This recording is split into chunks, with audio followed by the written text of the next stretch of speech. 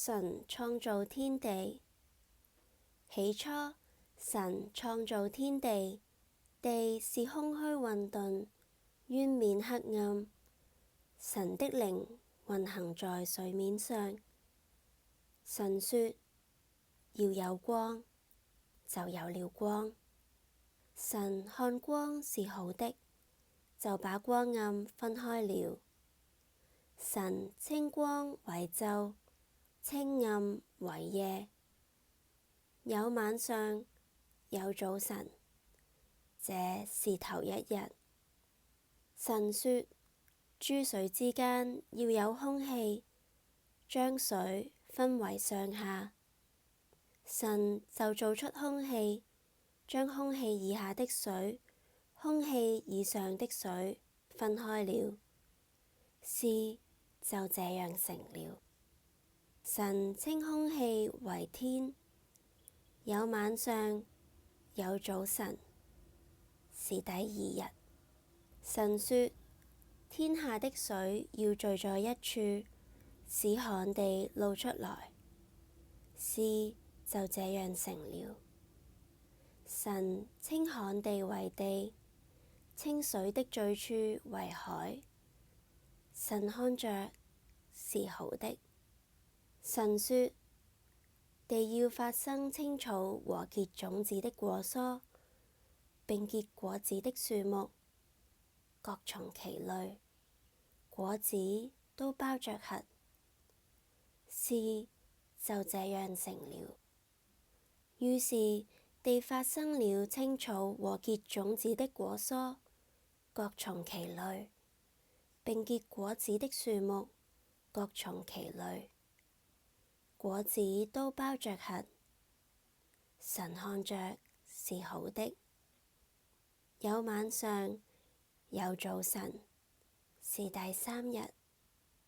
神說：天上要有光體，可以分晝夜，作記號，定節令、日子、年歲，並要發光在天空，普照在地上。事就這樣成了。於是神造了兩個大光，大的管晝，小的管夜。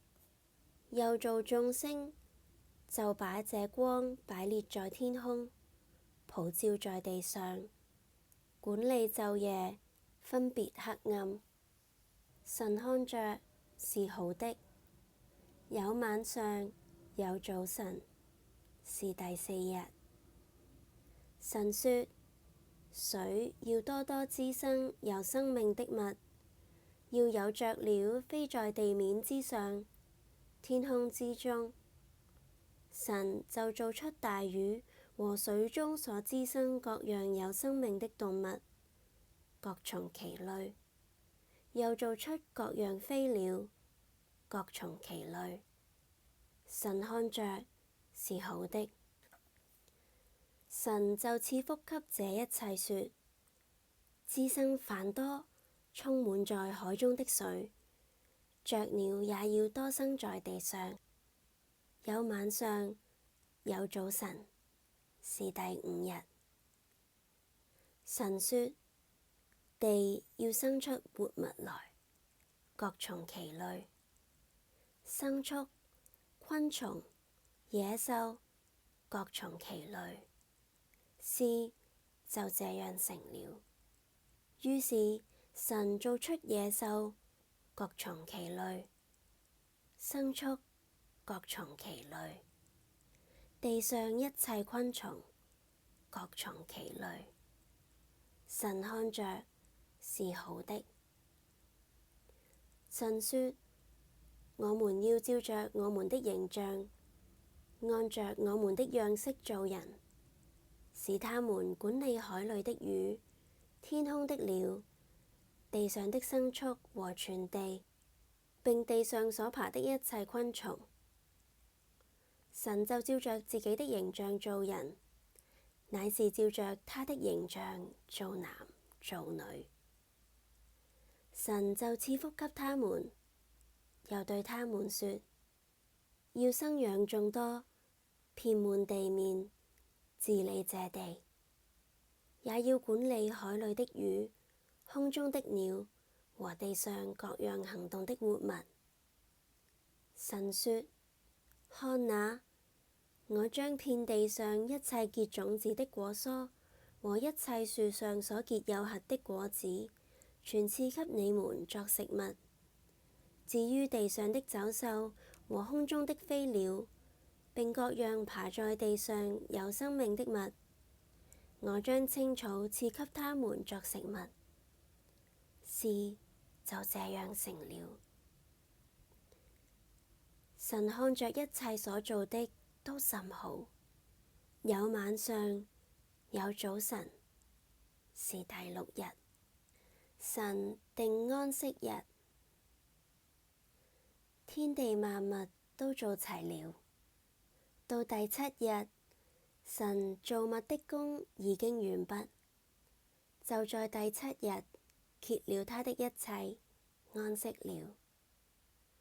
神賜福給第7日，定為聖日，因為在這日，神歇了他一切創造的工，就安息了。創造天地的來歷，在耶和華創造天地的日子，乃是這樣：野地還沒有草木，田間的果蔬還沒有長起來，因為耶和華神還沒有降雨在地上，也沒有人耕地，但有霧氣從地上騰，滋潤遍地。耶和華神用地上的塵土造人，將生氣吹在他鼻孔裏，就成了有靈的活人，名叫亞當。立伊甸園。耶和華神在東方的伊甸立了一個園子，把所造的人安置在那裏。耶和華神使各樣的樹從地裏長出來，可以悅人的眼目，其上的果子好作食物。園子當中又有生命樹和分別善惡的樹。有河從伊甸流出來滋潤那園子，從那裏分為4道。第一道名叫比遜，就是環繞哈腓拉全地的，在那裏有金子，而且那地的金子是好的。在那裏又有珍珠和紅瑪瑙。第二道河名叫基訓，就是環繞古實全地的。第三道河名叫底格里斯，流在亞述的東邊。第四道河就是幼發拉底河。耶和華神將那人安置在伊甸園，使他修理看守。耶和華神吩咐他說：園中各樣樹上的果子，你可以隨意吃，只是分別善惡樹上的果子，你不可以吃，因為你吃的日子必定死。為男人做配偶。耶和華神說：那人獨居不好，我要為他做一個配偶，幫助他。耶和華神用土所造成的野地各樣走獸和空中各樣飛鳥都帶到那人面前，看他叫什麼，那樣怎樣叫各樣的活物，那就是他的名字。那人便給一切牲畜和空中飛鳥、野地走獸都起了名，只是那人沒有遇見配偶幫助他。耶和華神使他沉睡，他就睡了。於是取下他的一條肋骨，又把肉合起來。耶和華神就用那人身上所取的肋骨造成一個女人，領她到那人跟前。那人說：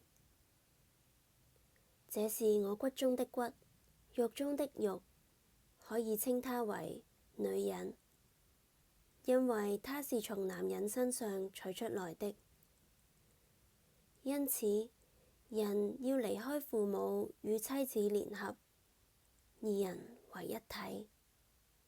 當時夫妻二人赤身露體，並不羞恥。